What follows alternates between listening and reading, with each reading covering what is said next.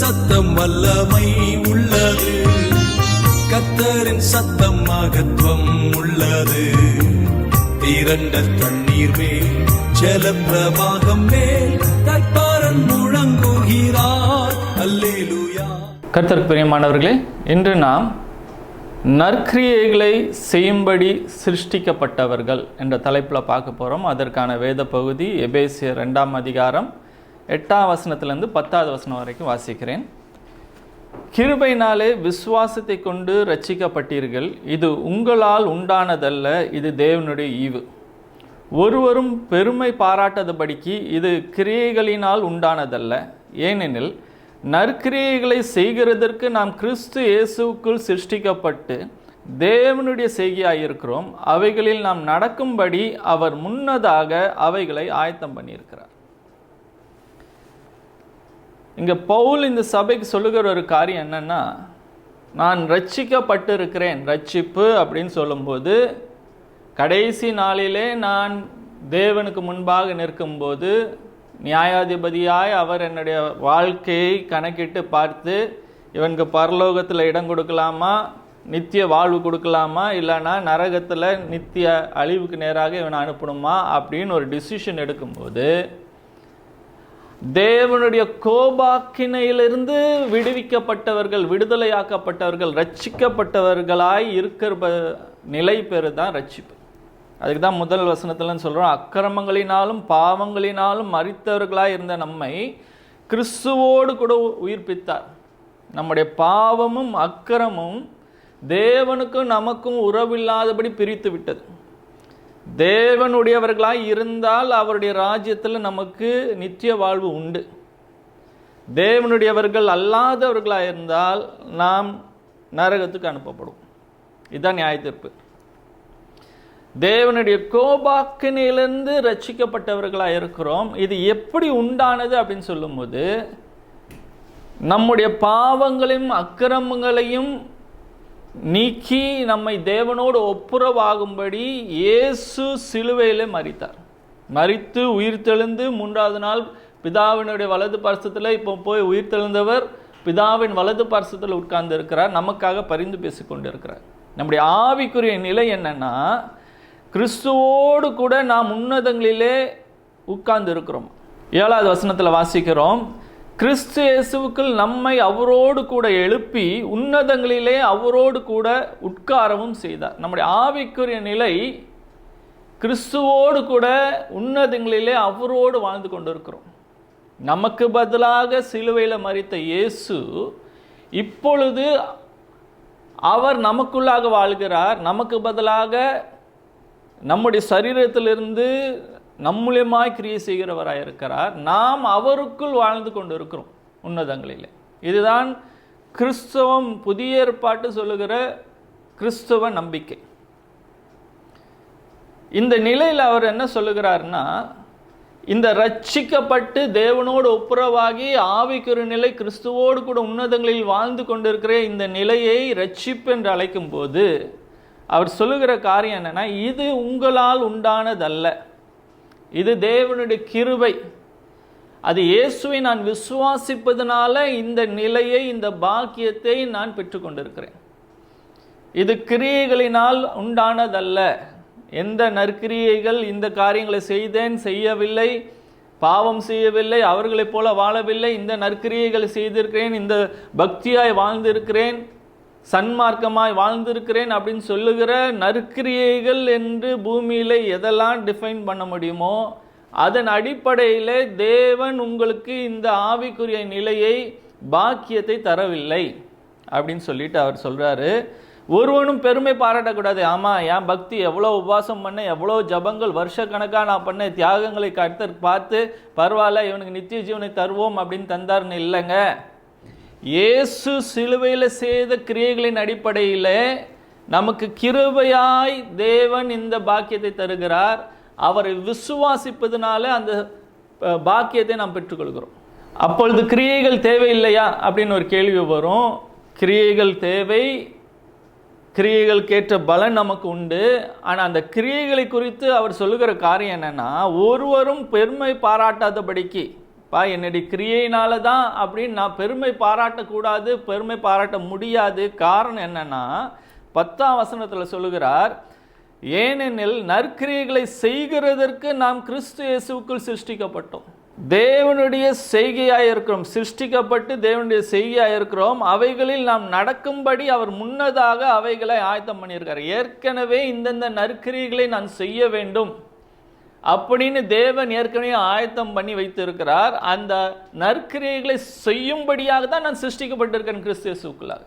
நற்கிரியைகளுக்கு ஏற்ற பலன் உண்டு. அவர் ஏற்கனவே ஆயத்தம் பண்ணினதை நான் நிறைவேற்றினால் எனக்கு பலன் உண்டு. அதற்கேற்ற பலன் நமக்கு தருகிறவராயிருக்கிறார். ஆனால் இவை நான் சம்பாதித்தது, என்னுடைய சொந்த பிரயாசத்தினால் இதெல்லாம் இந்த நற்காரியங்களை செய்தேன்னு நினைக்கக்கூடாது. இவைகள் எல்லாம் ஏற்கனவே நான் நடப்பிக்கும்படியாக தேவன் ஆயத்தம் பண்ணின காரியங்களை நான் நிறைவேற்றுகிறேன், அவ்வளோதான். அதுதான் இங்கே போல் சொல்கிறார்.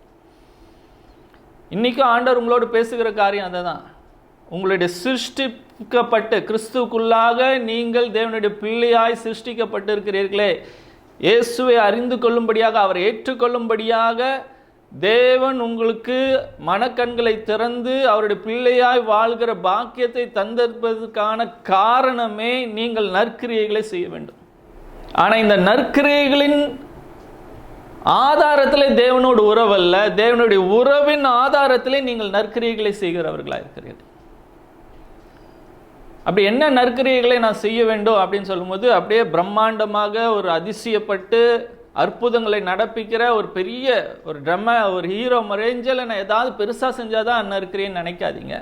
வேதம் அநேக காரியங்களை நற்கிரியைகள் என்று சொல்லுகிறதா இருக்குது. நம்முடைய அன்றாட வாழ்க்கையில் தேவன் ஏற்கனவே நற்கிரியைகளை செய்யும்படி ஆயத்தம் பண்ணினவைகள் நிறைய இருக்கிறது. அவைகளை நான் செய்யும்போது தேவன் மகிழ்கிறவராக இருக்கிறார். நம்முடைய சிருஷ்டிப்பின் நோக்கத்தை நாம் நிறைவேற்றுகிறவர்களாக இருக்கோம். அதற்கேற்ற பலனும் நமக்கு உண்டு. என்ன நற்கிரியைகள் அப்படின்னு பார்க்கும்போது 1 பேதுரு 4:8 சொல்லுகிறது, ஒருவருக்கொருவர் தீவிரமாய் அன்பு பாராட்டுகிறவர்களாக இருக்கணும். விசேஷமாக தேவனுடைய பிள்ளைகளின் மேலே இயேசு அதான் கட்டளை கொடுக்கிறார். நான் உங்களிடத்தில் அன்பு கூறுகிறது போல நீங்கள் ஒருவரிடத்திலும் ஒருவர் அன்பு கூறுகிறவர்களாக இருக்கணும். 1 கொரிந்தியர் 16:14 சொல்லுகிறோம், நம்ம எதை செய்தாலும் எல்லாவற்றிலும் அன்பு இருக்கணும். அன்புடையவர்களாய் நாம் அதை நிறைவேற்றுகிறவர்களாக இருக்கணும். அன்பு இல்லாமல் ஒரு காரியத்தை செய்யக்கூடாது. நான் எந்த ஒரு காரியத்தை செய்தாலும் அதில் தேவனுடைய அன்பை நான் வெளிப்படுத்துகிறவனாக இருக்கணும். இப்போ இந்த லாக்டவுன் பீரியடில் ஒரு சகோதரி ஒரு நர்ஸாக வேலை செஞ்சவங்க, அந்த லாக்டவுன் பீரியடில் இந்த கொரோனாலாம் வந்துச்சு, பயங்கர அவங்களுக்கு நர்ஸுக்கு அதிகமான வேலைகள் இருந்தது. காலையிலேருந்து நைட்டு வரைக்கும் வேலை செய்கிறவர்களாக இருக்கிறார்கள். ஏதோ ஒரு இடத்துல 2 இடத்துல தான் இந்த அத்தியாவசியமான தேவைகள் அப்படின்ற ஒரு கடைகள் திறந்துருக்கும். ஸோ அது நைட்டு முடித்து வேலைக்கு போகும்போது அவங்க ஏற்கனவே சோர்ந்து போயிருக்காங்க. அங்கே போய் பார்க்கும்போது ஒரு வயசானவர் கஷ்டப்படுறார். அந்த ஏதோ ரேக்லேருந்து ஏதோ காரியத்தை எடுக்கிறதுக்கு கஷ்டப்படுறாங்க. இவங்க ஏற்கனவே டயர்டாக இருக்காங்க அப்படின்னு போகாமல் அவர் மேலே இறக்கப்பட்டு அவருக்கு அந்த காரியத்தை எடுத்து உதவி சொல்லும் போது அவர் அதை வாங்கிட்டு தேங்க்யூ சொல்லிட்டு அவருடைய சொந்த கதையெல்லாம் சொல்ல, என்னோடய மனைவி இப்போ தான் இறந்தா, இந்த வியாதியில் இறந்தா அப்படின்னு சொல்கிறதுக்கெலாம் இவங்க பணியோடு உட்கார்ந்து கேட்டு அவருக்கு ஆறுதல் சொல்லிட்டு போகிறாங்க.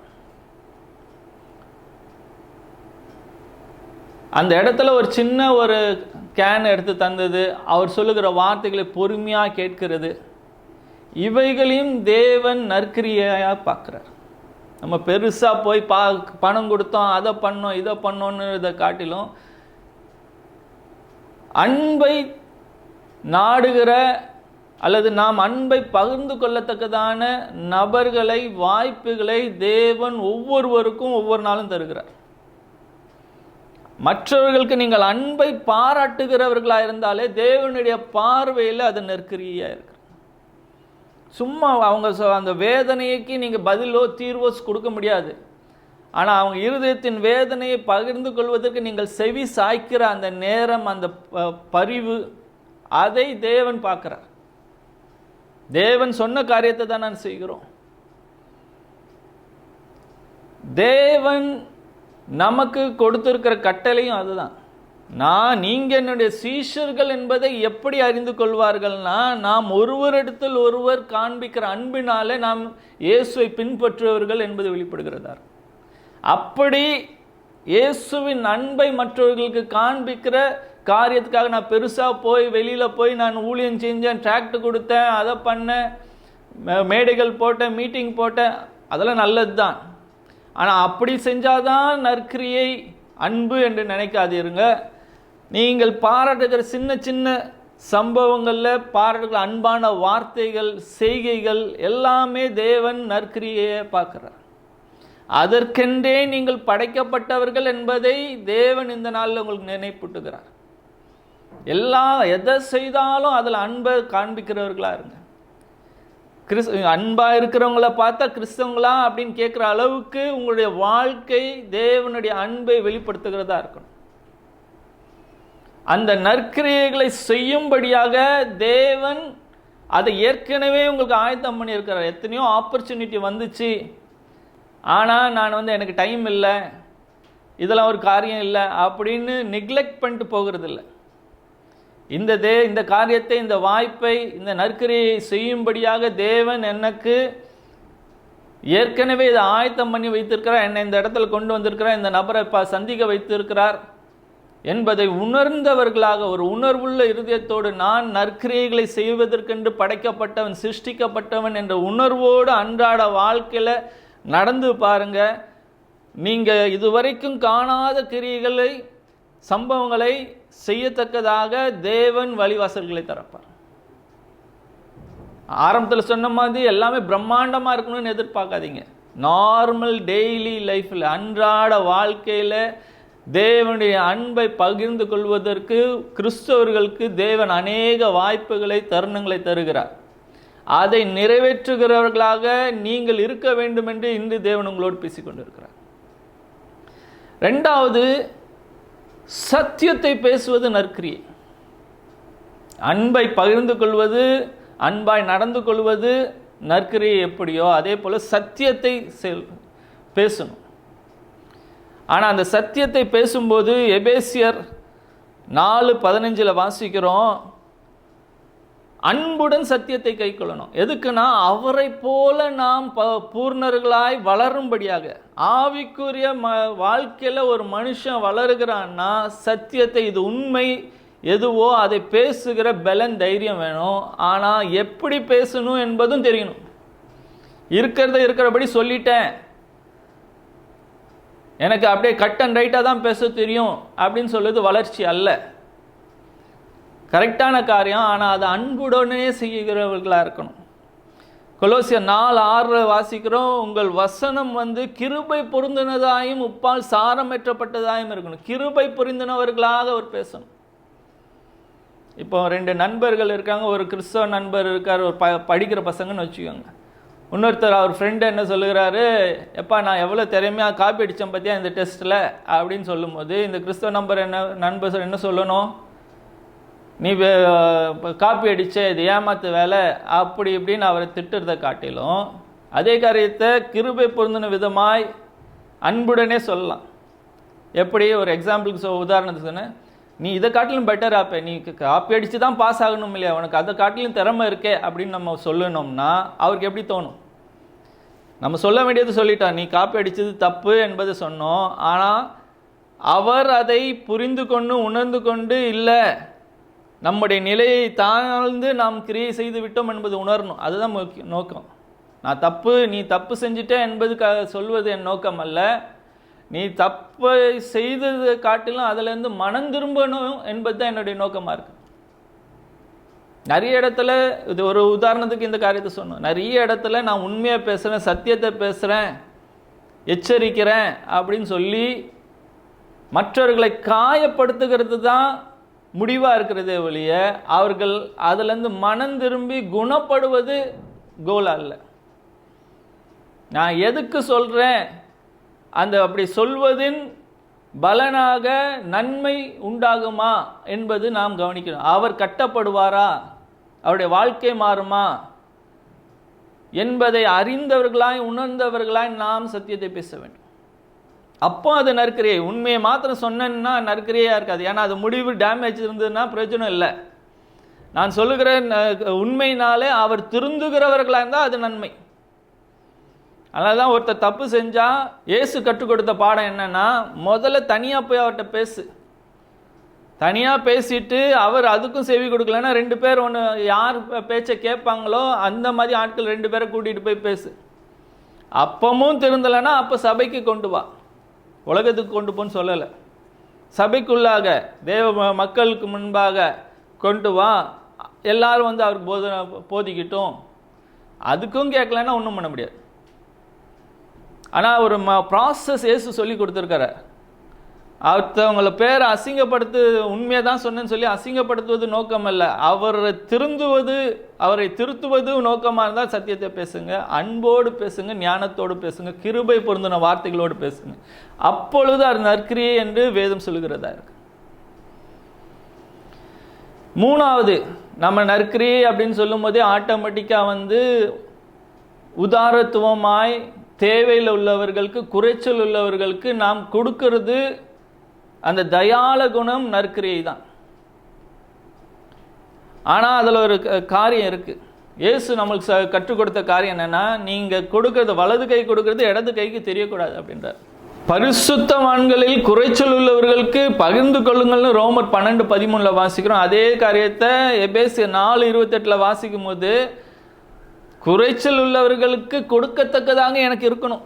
தேவன் என் கையின் பிரயாசத்தை ஆசீர்வதித்து எனக்கு நன்மையை தருகிறார், ஐஸ்வர்யத்தை தருகிறார், வருமானத்தை தருகிறார்னா ஒரு காரணம் என்னன்னா, நான் அனுபவிப்பதற்கு மாத்திரமல்ல, நாம் அனுபவிக்க வேண்டும், பரிபூர்ண வாழ்க்கையை நாம் அனுபவிக்க வேண்டும் என்ற நோக்கத்தோடு தான் தேவன் நமக்கு நன்மைகளை தருகிறவராக இருக்கிறார். ஆனால் அதோடு நிற்கலை, நான் மற்றவங்களுக்கும் ஆசீர்வாதமாக இருக்கணும். விசேஷமாக தேவ மக்களுக்கு அதில் குறைச்சல் உள்ளவர்கள் கொடுக்கத்தக்கதாக எனக்கு இருக்கணும்.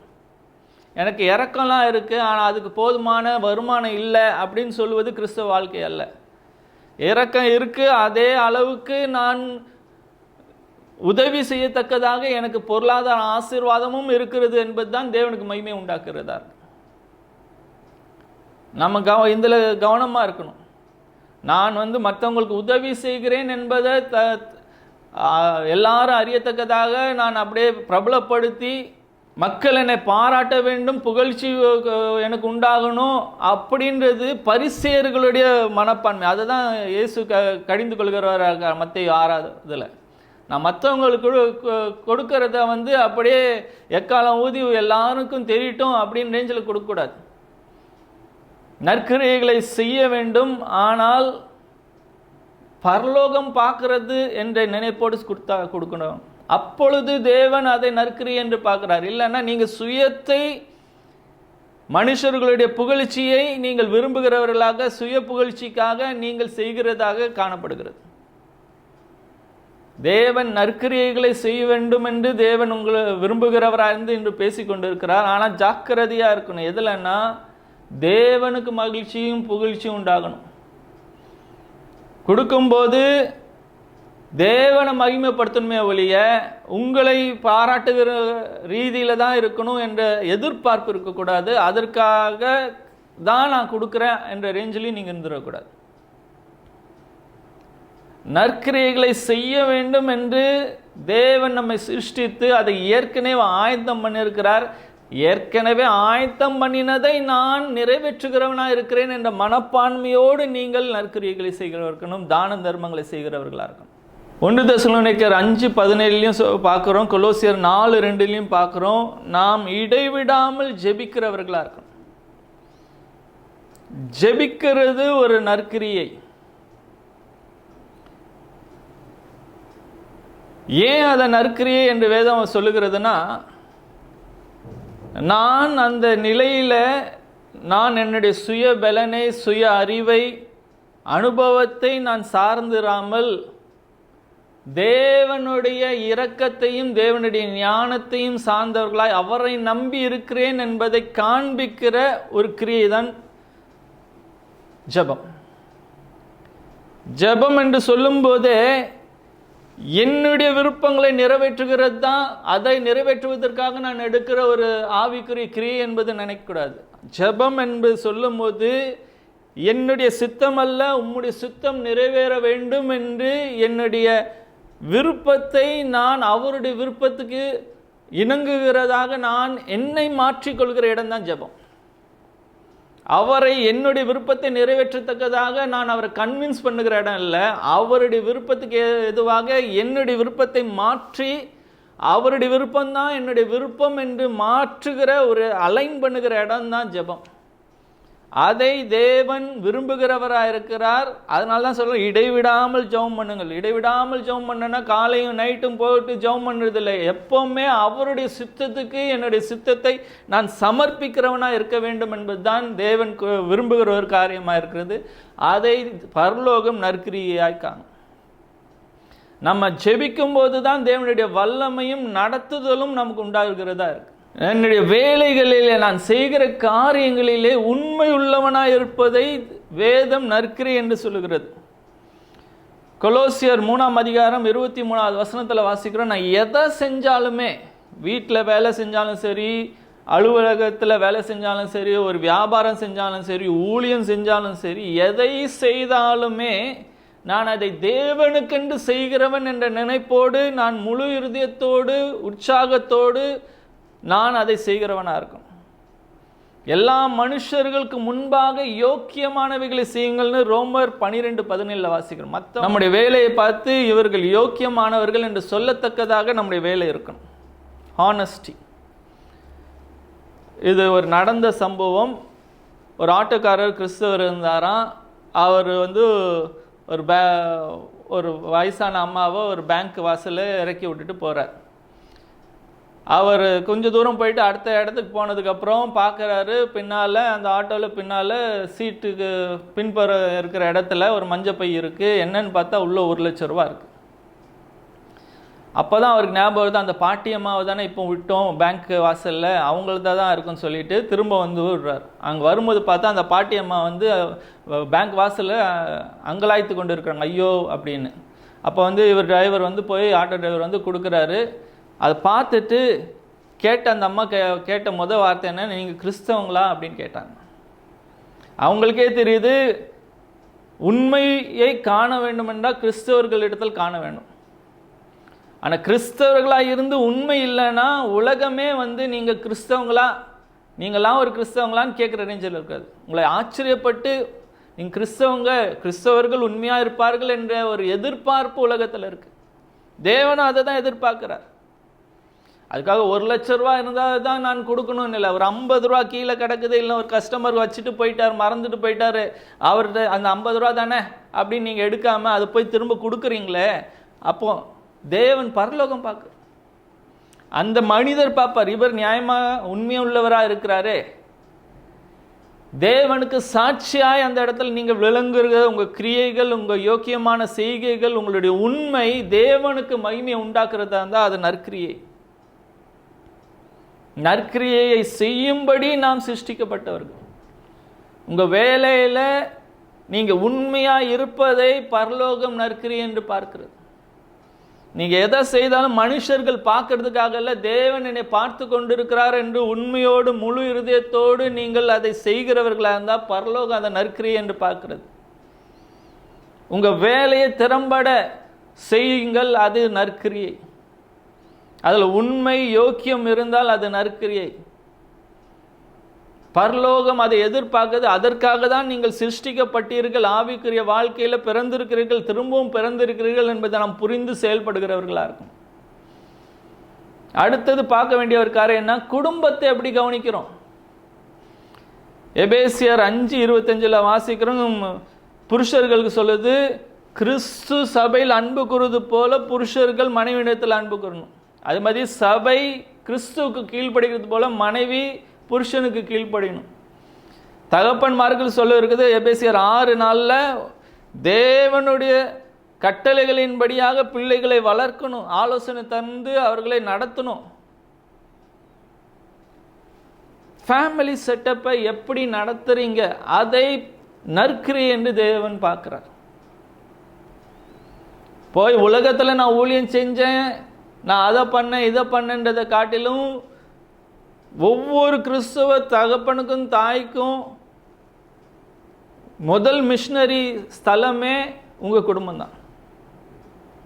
அதனால தான் வேதத்தில் சொல்லும் போது பார்க்குறோம், நீங்கள் சொந்த குடும்பத்தை நீங்கள் சரியாக விசாரிக்கலைன்னா நீங்கள் எப்படி சபையில் போய் நீங்கள் மற்றவங்களை விசாரிப்பீங்க?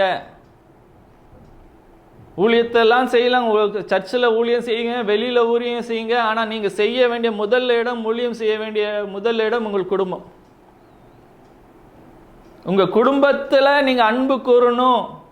தேவனை குறித்த அறிவு, தேவனை குறித்த பயம், இதை நீங்கள் அவர்களுக்கு போதிக்கிறவர்களாக இருந்தாலே வேதத்தின்படியாக நீங்கள் நற்கிரியைகளை செய்கிறீர்கள். வேலை முடிஞ்சு நான் வரேன், டைட்டாக இருக்குது, என்னால் முடியல, ஆனால் அதே நேரத்தில் மொபைலில் 2 மணி நேரம் நைட்டு என்னால் பார்க்க முடியுதுன்னா, குடும்பத்துக்கு மனைவி பிள்ளைகளுக்கு நேரத்தை என்னால் கொடுக்க முடியலன்னா நான் நற்கிரியை செய்கிறவனா இல்லை. டைமே இல்லையா? வாரத்துக்கு ஒரு நாள் லீவ் இருக்குது, சண்டே சாயங்காலமாவது ஒரு நாள் நான் என் பிள்ளைகளுக்கு, என் மனைவிக்கு, என் குடும்பத்தாருக்கு நான் வேதத்தை கற்றுக் கொடுக்குறவனா இருக்கணும்.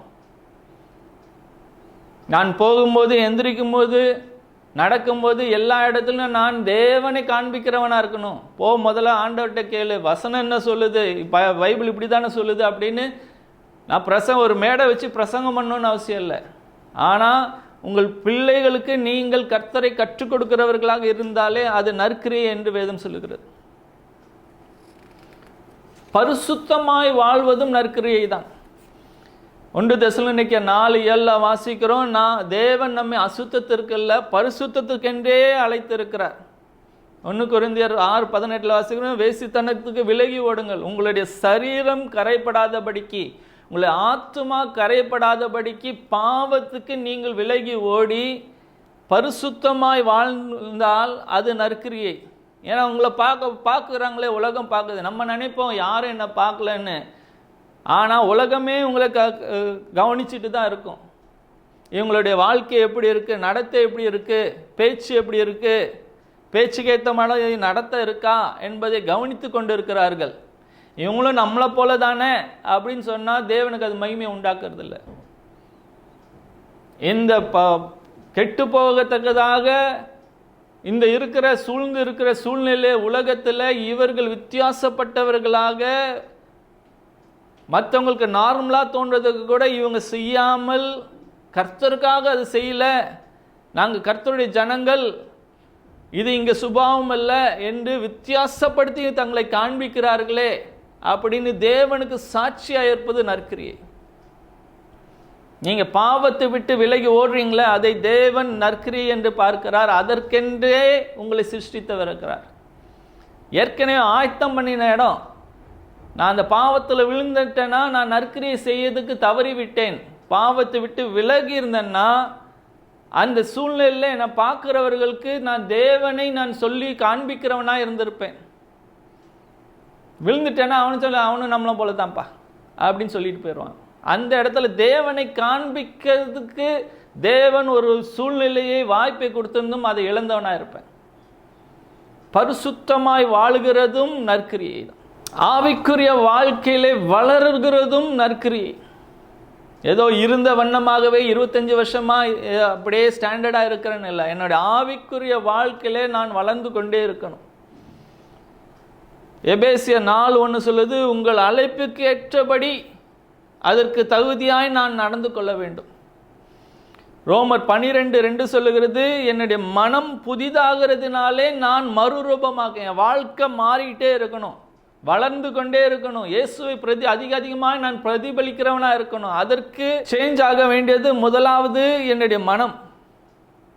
வேதத்தை எவ்வளவு அறிந்து கொள்கிறேனோ, எவ்வளவு தியானிக்கிறேனோ, அதை ஆராய்கிறேனோ, எந்த அளவுக்கு அது என்னில் கிரியை செய்வதற்கு இடம் கொடுக்கிறேனோ, எவ்வளவு நான் இதை அபியாசப்படுத்துகிறேனோ அந்த அளவுக்கு என்னுடைய மனது மாறுகிறது, என்னுடைய வாழ்க்கை மாறும்.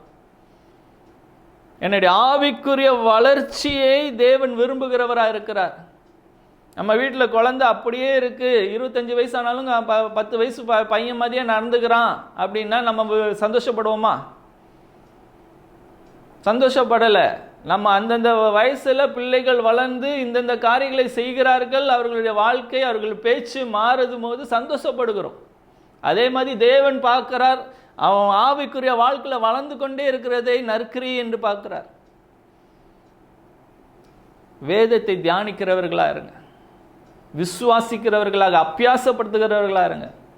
வெறும் இது மெசேஜ் கேட்டேன், சண்டே மெசேஜ் கேட்டேன், அவ்வளோதான், அதுதான் தேவனுடைய வார்த்தையை கேட்கிறதுக்கான ஒரே வழியாக வச்சுக்காதீங்க. நீங்கள் தனிப்பட்ட விதத்தில் நீங்கள் கேட்ட வசனத்தை இப்படிதானா அப்படின்னு ஆராய்ந்து பாருங்கள். பெராயா பட்டணத்தாரை போல நற்குணசாலிகளாய் மாறுவீர்கள். அது நற்கிரியை என்று வேதம் சொல்லுகிறது. நற்கிரியை என்று சொன்ன பெரிய மிராக்குலஸ் வேலை, நான் அந்த காரியத்தை செய்த இந்த காரியம், அன்றாட வாழ்க்கையில் நான் பார்த்த காரியங்கள் எல்லாம் நாம் அன்பு கூறணும், மற்றவங்களுக்கு உதவி செய்யணும், சத்தியத்தை பேசும்போதும் அன்போடு சொல்லணும். நான் உதவி செய்யும்போது நான் மற்றவர்களுக்கு வலது கை செய்கிறத இடது கைக்கு தெரியாத அளவுக்கு தேவன் மகிமைப்படத்தக்கதாக செய்யணும், ஜெபிக்கணும், என்னுடைய வேலைகளில் உண்மையாக யோக்கியமாக இருக்கணும், குடும்பத்தை நேசிக்கணும், பரிசுத்தமாக வாழணும், ஆவிக்குரிய வாழ்க்கையில் வளரணும். அன்றாட வாழ்க்கையில் நற்கிரியைகளுக்கு வாய்ப்பில்லைன்னு சொல்லாதீங்க. இதை எல்லாவற்றையும் ஏற்கனவே நீங்கள் நிறைவேற்றத்தக்கதாக தேவன் ஆயத்தம் பண்ணியிருக்கிறார். அதை இன்று உங்களுக்கு பேசி நினைப்பிடுகிறவராக இருக்கிறார். நீங்கள் நற்கிரியைகளை செய்வதற்கென்று சிருஷ்டிக்கப்பட்டவர்கள். உங்களுக்காக நான் ஜெபிக்கிறேன். தகப்பனே, இந்த நாளிலும் உம்முடைய சத்தத்தை கேட்ட ஒவ்வொருத்தருக்காக ஜெபிக்கிறேன் ஆண்டவர். அவர்கள் நற்கிரியைகளை செய்வதற்காக சிருஷ்டிக்கப்பட்டவர்கள் என்பதை அறிந்து உணர்ந்தவர்களாக நீர் ஏற்கனவே ஆயத்தம் பண்ணின நற்கிரியைகளை நிறைவேற்ற அவர்களுக்கு கிருபை தாரும். நான் தேவனால் சிருஷ்டிக்கப்பட்டவன், இயேசுவோடு கூட உன்னதங்களிலே வாழ்ந்திருக்கிறேன், நான் பரலோகத்துக்குரியவன் என்ற உணர்வோடு அறிவோடு பூமியிலே வாழ்ந்து உம்முடைய நாமத்தை மகிமைப்படுத்தி உம்முடைய சித்தத்தை நிறைவேற்ற அவர்களுக்கு கிருபை தாரும். ஆவிக்குரிய வாழ்க்கையிலே அவர்கள் செழித்திருக்க உதவி செய்வீரார். பூமியிலும் அவர்கள் செய்கிற எல்லா காரியத்திலும் செழித்து சரீரத்தில் ஆரோக்கியத்தோடு வாழ உதவி செய்யும். இயேசு நாமத்தில் கேட்கிறேன் நல்ல பிதாவே, ஆமென்.